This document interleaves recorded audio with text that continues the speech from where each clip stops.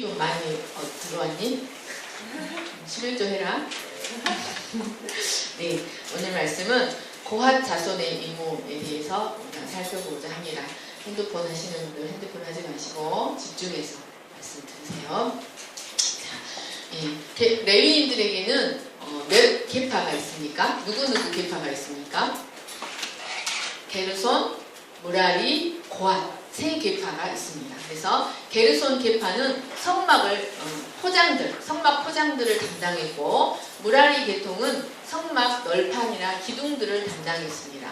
그리고 고핫 자손은 성막의 물품들, 번제단, 물두멍, 금등대, 분향단, 또 진설병상, 또 언약궤 이것들을 담당해서 게르손과 무라리 계파들은 무겁기 때문에 수레로 끌었어요. 그런데 고핫 계열들은 이것을 하나님이 어깨에 메도록 하셨습니다. 그래서 오늘은 이제 그 고핫 자손들이 매일 성소에 있는 성물들을 포장하는 방법에 대해서 살펴보고자 합니다.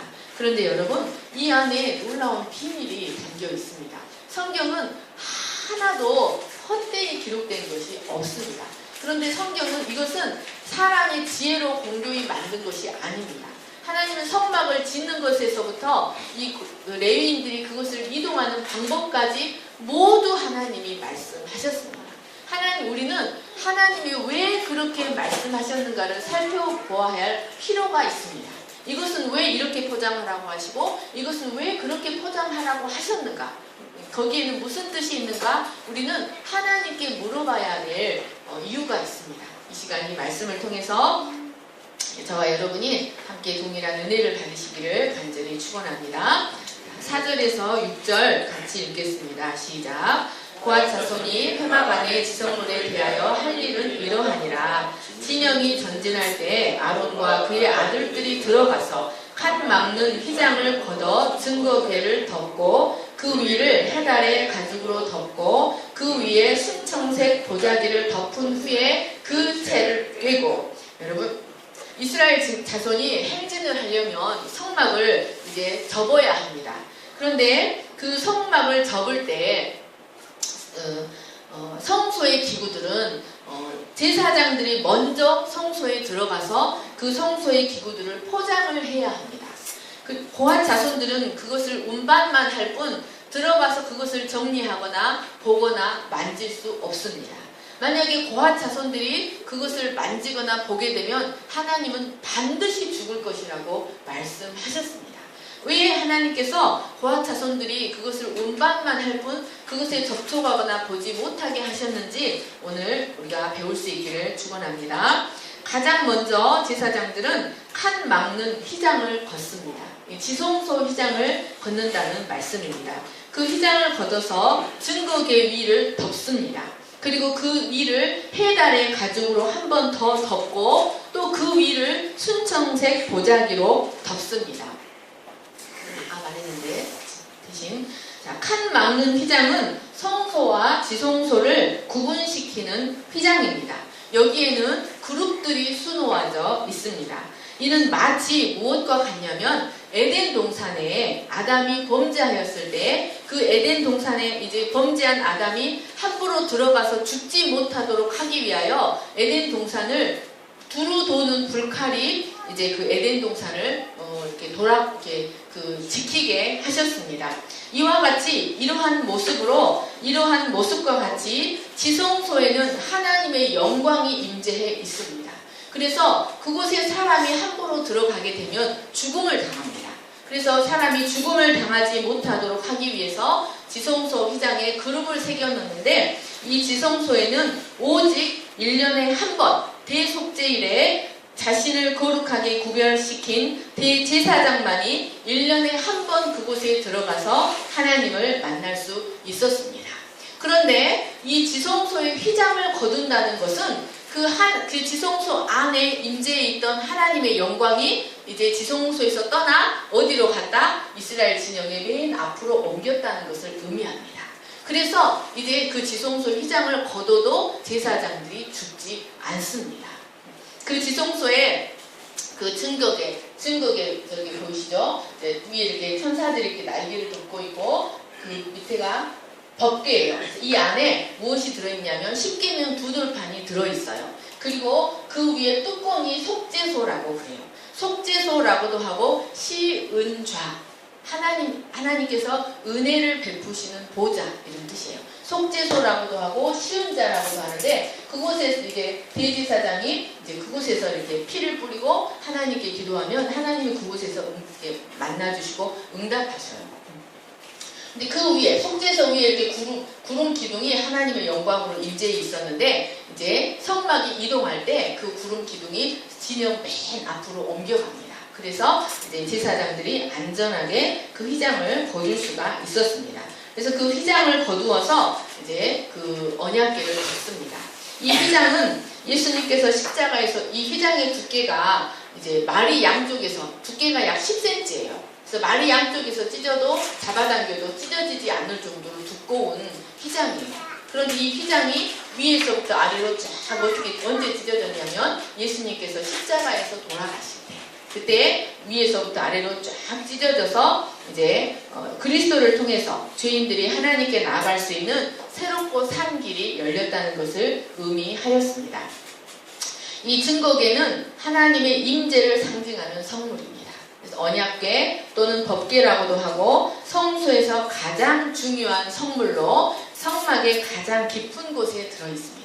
이 궤 안에는 십계명 두 돌판이 보관되어 있고 궤 위에는 속죄소 또는 시은자라고 하는 궤의 뚜껑이 있고 여기에는 그룹들이 날개를 펴서 그 뚜껑을 덮고 있었습니다. 이 증거궤는 항상 채를 깨워둔 채로 보관합니다.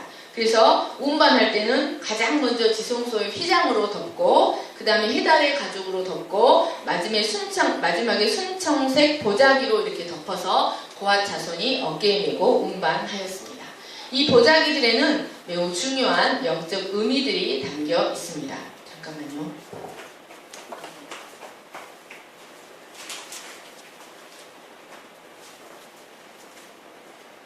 자, 그림 보세요. 저기 보시면 이 순청색 보자기로 언약궤를 덮고 제사장들이 요단 강에 이렇게 들어가는 모습이 그림입니다. 여러분, 첫 번째로 순청색, 왜 하나님은 이 언약궤를 순청색 보자기로 덮게 하셨을까요? 이 순청색은 완벽하게 순수한 푸른색, 밝은 하늘색을 말합니다. 출애굽기 24장 9절 10절 같이 읽겠습니다. 시작. 모세와 아론과 나답과 아비후와 이스라엘 장로 70인이 올라가서 이스라엘의 하나님을 보니 그의 발 아래에는 초목을 편 듯하고 하늘같이 청명하더라. 여러분, 성경에서 청색은 하나님의 신성을 상징합니다. 하나님의 신성, 거룩을 상징하고 그 중에서도 순청색은 하나님의 보좌를 상징합니다. 그런데 이 증거궤를 순청색 보자기로 덮는 것은 그곳이 바로 하나님의 보좌를 상징하는 성물이다. 하나님의 보좌가 있다. 하나님의 보좌를 상징한다는 것을 의미합니다. 이 고앗 자손이 운반하는 다른 성부들은 모두 먼저 색깔 있는 보자기를 덮어요. 먼저 색깔 있는 보자기를 덮고 그 다음에 해달의 가죽으로 덮어요. 그래서 다른 성물들은 가장 위에 뭐가 보이겠습니까? 해달의 가죽이 보여요. 그런데 언약궤 많은 이 증거궤 많은 그 해달의 가죽 위에 순청색 보자기로 덮게 하셨습니다. 그리고 이로써 다른 기물들과 구별시키셨습니다. 그리고는 이 증거궤를 어디로 가져가냐면 진영의 맨 앞쪽으로 가져가게 하였습니다. 이로써 이스라엘로 하여금 언약궤의 인도를 받아 광야의 여정을 행하게 하셨습니다. 이것은 바로 하나님의 영광이 그리고 언약의 말씀이 그들을 이끌어가고 있다는 것을 의미하였습니다. 또 이 증거궤를 해달의 가죽으로 덮는 것은 사막의 비와 모래바람 그리고 뜨거운 태양열로부터 그 증거궤를 보호하기 위함이었습니다. 여러분, 여기에는 영적인 중요한 의미가 있습니다. 이것은 어떤 의미냐면 세상의 불순한 사상이 하나님의 말씀에 스며들어서 그것을 오염시키지 못하도록 한다는 영적인 의미가 담겨 있습니다. 여러분 레위기의 율법을 자세히 살펴보시면 하나님은 율법을 통해서 무엇을 철저하게 금지시키셨냐면 여호와 신앙과 이방의 신앙이 혼합되어지는 것을 철저하게 금지시키셨어요. 그래서 남자가 여자의 옷을 입지 말고 두 가지 실로 짠 옷을 입지 말고 한 밭에 두 가지 종자를 뿌리지 말고 이런 율법을 주셨어요. 이런 율법은 무슨 뜻이냐면 혼합주의를 배격하신 거예요. 그래서 여호와 신앙과 이방 신앙이 절대로 하나로 섞이지 못하게 하셨습니다. 그런데 여러분 교회의 역사를 살펴보면 교회의 역사는 언제나 하나님의 말씀에 각종 이단 사상과 각종 신화들을 섞어버리려고 하는 사탄의 역사와 하나님의 말씀을 보존하고자 하는 하나님의 역사의 치열한 전투였다는 것을 볼 수가 있습니다. 사탄은 언제나 그랬듯이 하나님의 말씀에 그럴듯해 보이는 세상의 논리를 섞어버리고자 합니다. 하나님의 말씀에 세상의 사상과 온갖 신화를 침투시켜서 생명의 복음을 전혀 다른 복음으로 변질시켜 버리고자 하였습니다. 그런데 여러분 여기에는 인간적으로는 그럴듯해 보이지만 거기에는 하나님의 생명이 없습니다. 그래서 하나님의 생명이 없기 때문에 그것은 도덕적으로 때로는 윤리적으로 때로는 신화적으로 때로는 철학적으로 좋게 들릴지 모르지만 그것은 다른 복음입니다. 그래서 사람을 죄와 사망으로부터 영원한 심판으로부터는 구원해내지 못한다는 무서운 함정이 있습니다. 계시록 12장 14절 15절 같이 읽겠습니다. 시작. 그 여자가 큰 독수리의 두 날개를 받아 광야 자기 곳으로 날아가 거기서 그 뱀의 낯을 피하여 한 때와 두 때와 반 때를 양육받으매 여자의 귀에서 뱀이 그 입으로 물을 강같이 토하여 여자를 물에 떠내려 가게 하래요. 이 여자는 교회를 상징합니다. 그리스도를 탄생시킨 교회를 상징하는데 하나님이 교회를 어디서 양육시키냐면 광야에서 양육시킵니다. 그런데 그리스도를 죽이려고 했던 사탄이 그리스도를 죽이지 못하자 이 교회를 무너뜨리기 위해서 그 입에서 물을 강같이 토해내서 그 물에 떠내려가게 하고자 하였습니다. 그러나 사탄이 아무리 발악을 해도 하나님의 말씀은 변질되지 않고 하나님은 남은 자들을 통하여 소수의 남은 자들을 통하여 하나님의 말씀을 보존시켜 가십니다. 여러분 역사적으로 그 네피림이 나올 때가 언제냐면 하나님의 아들들과 사람의 딸들이 섞여질 때 네피림이 나와요.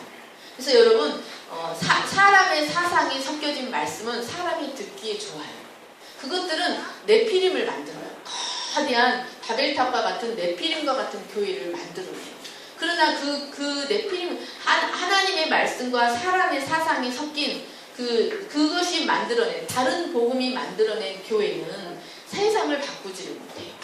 오직 하나님의 말씀만 순수한 복음만이 하나님의 생명이 있고 그 순수한 복음을 가진 자만이 영원한 심판에서 구원받고 세상을 변화시킬 수 있다는 사실을 믿으시기를 간절히 축원합니다. 세 번째로 이 증거계는 가장 먼저 지성소의 휘장으로 그룹들이 수놓여진 지성소의 휘장으로 덮습니다. 그런데 이 성구들을 덮는다는 것은요 꽝꽝 싸맨다. 철저히 속이 그 물품이 전혀 보이지 않게 싸서 숨긴다는 뜻을 가지고 있습니다. 증거계는 특별히 삼겹으로 철저하게 감추었습니다. 이로써 하나님은 제사장들 외에는 아무도 그 성물들을 보거나 만질 수 없게 하셨습니다. 여러분 왜 하나님은 이 구약시대에 이 하나님의 성물들을 제사장 외에는 다른 사람들이 볼 수 없게 만드셨을까요? 여기에 여러분 구약 계시의 은폐성이 나타나 있습니다. 여러분 하나님은 구속사의 계시를 그리스도가 오시기 전까지는 철저하게 비밀에 쌓여있게 하셨습니다. 하나님은 구약의 이스라엘 백성들에게 언약과 율법과 이적과 기사와 큰 구원의 은혜들을 주셨습니다. 그런데 여러분 모세가 뭐라고 말합니까? 너희에게 주시지 않은 것 한 가지가 있다고 말합니다. 하나님이 그런데 언약과 율법과 규례와 기적과 이사와 여러 가지 것들을 다 주셨어요. 그런데 한 가지를 주시지 않았는데 무엇을 주시지 않았냐면 그것들이 무엇을 의미한지를 깨닫는 마음을 주시지 않았다고 말씀하셨어요. 이게 어디에 나타나 있냐면 모세가 두 번째 산에 올라갔다가 이제 내리고 나올 때 광채가 났어요. 첫 번째 십계명을 받아올 때는 광채가 나지 않았어요. 그런데 두 번째 언약 돌판을 가지고 내려올 때는 광채가 났어요. 이것은 첫 번째 언약은 행위 언약이었어요. 행위 언약이었다는 것을 의미하고 두 번째 언약은 은혜 언약이었다는 것을 의미합니다. 그런데 그 빛이 너무 나서 사람들이 그 빛에 주목을 하니까 모세가 수건으로 자기 얼굴을 가렸어요. 이것은 구약 계시가 그리스도가 오시기까지 은폐되어 있다는 것을 말해줍니다. 여러분, 구약의 선지자들은 하나님으로부터 그리스도에 대한 계시를 받습니다. 그런데 그것이 과연 누구를 가리킨 것인지, 그리고 그것이 언제 일어날 것인지 알 수가 없었습니다. 그래서 자기들에게 주시는 계시가 과연 누구를 가리키는 것이고 언제 일어날 것인지 부지런히 살펴서 연구했습니다. 그리고 깨닫는 바가 뭐냐면 그 일들이 먼 훗날에 일어날 일이라는 것을 그들이 알게 되었습니다. 그런데 그 먼 훗날 이루어질, 그 장차 오실 그리스도를 통해 이루어질 구원이 얼마나 아름다운 것인지, 얼마나 신비한 것인지 여러분 그 일을 천사들도 목을 빼고 그 일이 언제 일어날 것인지를 천사들도 목을 빼고 기대했다고 베드로 사도는 말하고 있습니다. 그러니까 여러분 구약의 성도들은 성령이 성막에만 있었지 사람들 속에는 들어오지 않았어요. 그런데 그리스도가 오셔서 십자가 고난을 받으시고 부활하시고 승천하신 뒤에는 성령이 오셨어요. 성령이 오셔서 그 성막에 있었던 것이 아니라 각 사람의 심령 속에 임하시고 그 성령이 우리를 이끌어가요. 그 성령이 우리를 하나님의 사람으로 만들어가요. 그래서 이제 또 하나님의 뜻을 모를 때에는 제사장에게 갈 필요도 없어요. 우림과 둠밈이 어디에 있냐? 각 사람의 심령에. 우리 각 사람이 제사장이 되어서 각 사람의 심령에 우림과 둠밈이 있는 역사를 성령이 만드시는 거예요. 그래서 이것이 얼마나 신비롭고 얼마나 아름다운 것인지 천사들도 너무나 흠모해서 그 일이 언제 일어날 것인지 목을 빼고 고대했다는 말씀입니다.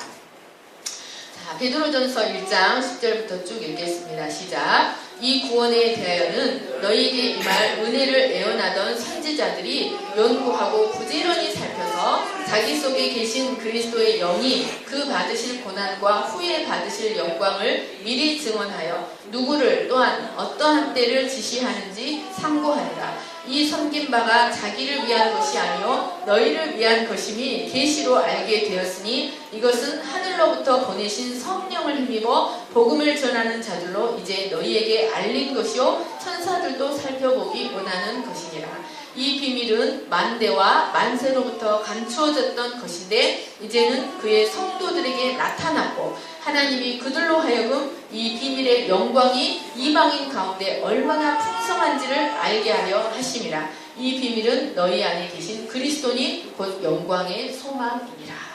여러분, 하나님은 구속의 비밀들을 구약 성도들에게는 감추어 놓으셨습니다. 그리스도가 오실 때까지 감추어 놓으시고 그리스도가 오실 때 비로소 모든 것들이 드러나게 하셨습니다. 그러나 아직까지 드러나지 않은 것들은 그리스도께서 재림하실 때 모두 낱낱이 드러나게 됩니다. 그래서 이 증거계를 3중으로 포장하는 것은 구약 계시의 은폐성을 나타내고 있습니다. 7절, 8절을 같이 읽겠습니다. 시작. 진설병의 상에 청색 보자기를 펴고 대접들과 숟가락들과 주발들과 붓는 잔들을 그 위에 두고 또 항상 진설하는 떡을 그 위에 두고 홍색 보자기를 그 위에 펴고 그것을 해달의 가죽 덮개로 덮은 후에 그 채를 꿰고 진설병 상은 그 상 위에 청색 보자기를 먼저 펴니다. 그리고 그 위에 대접들과 숟가락들과 모든 그 부속품들을 두고 진설병을 두고 홍색 보자기를 덮습니다. 그리고 그 위에 해달의 가죽 덮개로 덮은 후에 채를 깨어서 운반하였습니다. 청색 보자기는 하늘에서 내려온 사떡이 되시는 그리스도의 신성을 나타냅니다. 그리고 홍색 보자기는 톨라라는 붉은색 벌레로 만든 그 붉은색 벌레를 짓이기면 거기서 빨간 물이 나와요. 그 빨간 물로 물들인 아주 비싼 귀한 보자기입니다. 이 붉은색 보자기는 예수 그리스도의 피 흘림을 통해서 예수 그리스도께서 세상을 위한 양식이 되셨다는 것을 의미합니다. 자, 9절 10절 같이 읽겠습니다. 시작. 청색 보자기를 취하여 등잔대와 등잔들과 불집게들과 불똥 그릇들과 그 쓰는 바 모든 기름 그릇을 덮고 등잔대와 그 모든 기구를 매는 틀 위에 두고. 자, 9절 10절은 성소의 남쪽에 위치하는 등대를 포장하는 방법입니다. 여러분, 성소는 빛이 전혀 들어오지 않는 밀실 구조입니다. 그래서 성소는 등잔대가 없으면 칠흑같이 어둡습니다. 하나님은 이 등잔대를 통하여 등대는 이러한 성소를 밝혀주는 역할을 하였습니다. 이것은 이 세상에 있는 다른 빛은 모두 거짓빛이고 생명이 없는 빛이며 오직 이 세상을 밝혀주는 참된 빛은 생명을 주는 빛은 그리스도뿐이라는 사실을 계시합니다. 제사장은 매일 아침 저녁 분향단에 향을 사르러 들어갈 때 이 등대에 순결한 감난 기름을 채우고 불탄 신지를 자르고 그을음을 정리하며 등대를 감검하였습니다. 이 등잔대와 등잔들과 모든 부속품들을 청색 보자기로 덮습니다. 그리고 그 위에 해달의 가죽으로 덮어서 매는 틀 위에 가져다 놓으면 부하진들이 이 틀을 어깨에 메었습니다. 11절 12절을 같이 읽겠습니다. 시작. 금 제단 위에 청색 보자기를 펴고 해달의 가죽 덮개를 덮고 그 채를 꿰고 성소에서 봉사하는 데 쓰는 모든 기구를 취하여 청색 보자기에 싸서 해달의 가죽 덮개로 덮어 매는 틀 위에 두고. 네. 자, 금 제단은 아침과 저녁 상번제를 드릴 때 제사장이 향로에 번제단에 타고 있는 불을 가지고 와서 성소에 들어와서 향을 피우며 30분 정도 기도하는 분향단을 말합니다. 이것은 이제 금 등대와 금 제단은 모두 청색 보자기로 덮게 하셨습니다. 여러분, 이것은 모두 그리스도께서 부활 승천하신 후에 하늘 성소에서 하시는 사역을 예표하기 때문이었습니다. 십자가에 죽으시고 부활하신 후에 예수님은 하늘 성소로 들어가셨습니다. 그리고 그곳에서 성도를 위하여 중보기도하는 사역을 감당하고 계십니다. 또 금등대는 승천하신 후에 성령을 통해 자기 백성에게 완전한 빛을 비추시고 금등대는 또한 하나님의 통치를 상징하고 있습니다. 성령을 통해 자기 백성을 통치하고 계신다는 것을 상징합니다. 그래서 이 두 가지는 모두 하늘에 속한 그리스도께서 하늘 성소에서 하시는 사역을 나타내기 때문에 이 두 가지는 모두 하늘에 속한 색으로 덮고 해달의 가죽으로 덮게 하셨습니다. 자, 13, 14절을 보겠습니다. 시작.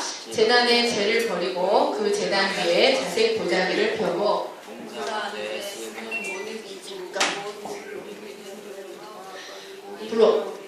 부삽들과 대야들과 제단의 모든 기구를 두고 해달의 가죽 덮개를 그 위에 덮고 그 채를 깰 것이며 번제단을 포장하기 위해서는 먼저 제단의 재나 찌꺼기들을 깨끗이 정리해야 했습니다.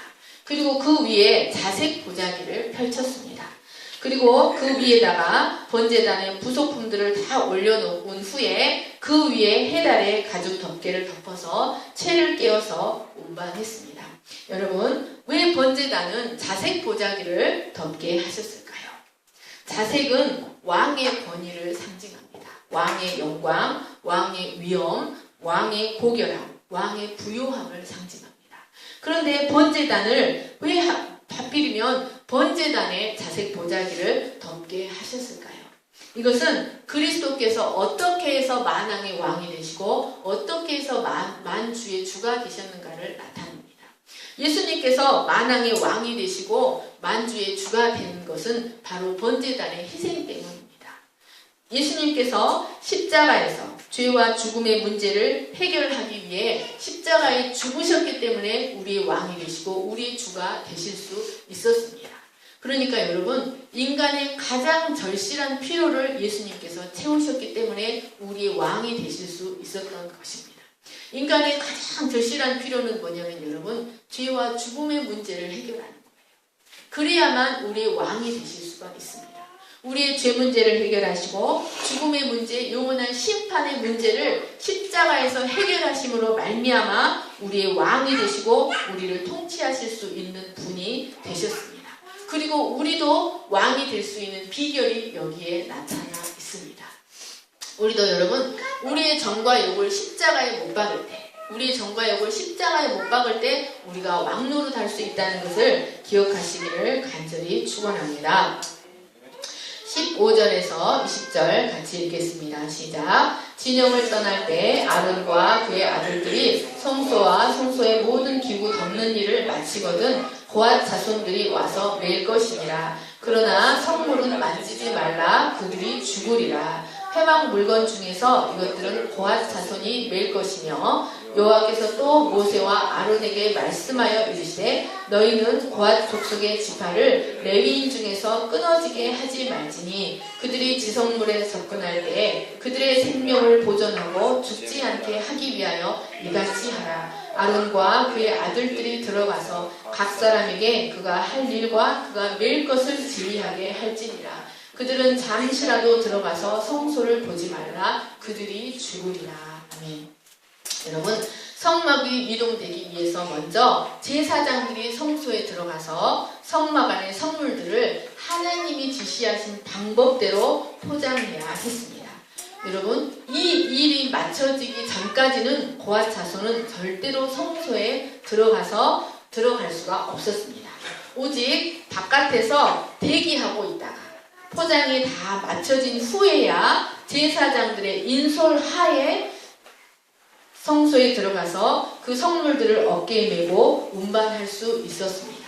그러나 이때에도 그 성물들을 만지거나 보아서도 안 되었습니다. 15절 말씀에 그들이 죽으리라는 말씀은 성물을 보거나 만지게 되면 반드시 죽을 것이라는 말씀입니다. 또 20절에 잠시라도 라는 말씀은 잠깐 동안이라도 보아서는 안 된다는 뜻입니다. 여러분, 왜 하나님은 고앗 자손들로 하여금 성물을 보거나 만질 수 없게 하셨을까요? 여기에는 도대체 무슨 뜻이 들어있을까요? 여러분, 이 성물들은 모두 하나님의 거룩을 반영하는 성물들입니다. 이 성물들은 모두 하나님의 영광을 계시하고 있습니다. 여러분, 왜 레위인들이 고앗 자손들이 그것을 그래서 왜 그 채를 깨어서 두냐면 그것에 접촉하지 않도록 하기 위해서 채를 깨어두는 겁니다. 왜 이렇게 하셨냐면 여러분, 이는 다시 한번 여러분, 모든 인간은 하나님의 영광에 가까이 갈 수 없다는 사실을 계시해주고 있습니다. 모든 인간은 그 존재 자체가 부정합니다. 죄를 지닌 존재로 그 존재 자체가 부정하기 때문에 하나님의 영광에 접촉되면 죽어버립니다. 그래서 이 사실을 계시하고 있습니다. 그가 비록 하나님으로부터 선택되어 성소에서 봉사하도록 부름받은 레위인이라 할지라도 죄를 지닌 존재들이기 때문에 하나님의 영광에 결코 가까이 갈 수 없다는 사실을 계시하고 있습니다. 네. 자, 17절 말씀을 다시 한번 같이 읽겠습니다. 시작. 17절 18절입니다. 시작. 여호와께서 또 모세와 아론에게 말씀하여 이르시되 너희는 고앗 족속의 지파를 레위인 중에서 끊어지게 하지 말지니. 네. 그러니까 여러분, 제사장들은 고앗 자손들이 죽지 않도록, 그래서 그 고앗 지파에게만 성물을 매게 하셨거든요. 그래서 그 고앗 지파가 성물을 잘못 다루어서 죽어버려서 수가 줄어들면 그 성물을 맬 수 없기 때문에 그 고앗 자손들이 죽지 않도록 하는 사명을 제사장들에게 맡기신 거예요. 그래서 제사장들도 두렵고 떨림으로 그 성물을 관리하고 고앗 지파들을 관리해야만 했습니다. 그런데 여러분 성경을 살펴보시면 실제로 증거계 안에 무엇이 들어있는지 호기심으로 살펴보다가 죽은 사람들이 있었습니다.